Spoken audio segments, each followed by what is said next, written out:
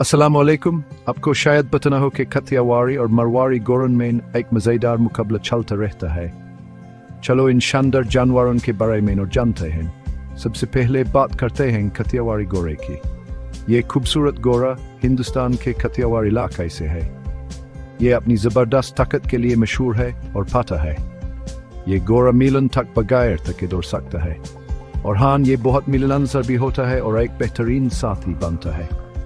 अब बात करते हैं मरवारी गोरे की। ये गोरा राजस्थान के मरवारी इलाके से गोरों की दुनिया का शहजादा है, समझ लें। और इसके जो कान ना वो अंदर की तरफ मुड़े होते हैं, बिल्कुल अनोखा है।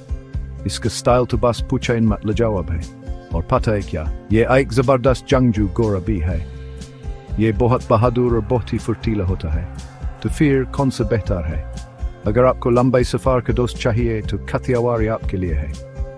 लेकिन अगर आपको बादशाहों जैसा स्टाइल और थोड़ी सी तरीक पसंद है तो मरवारी आपका जवाब है।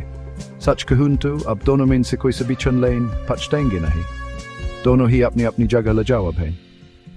आपको कौन सा पसंद आया कमेंट्स में जरूर बताइएगा। फिर मिलते हैं गोरों के दीवानों।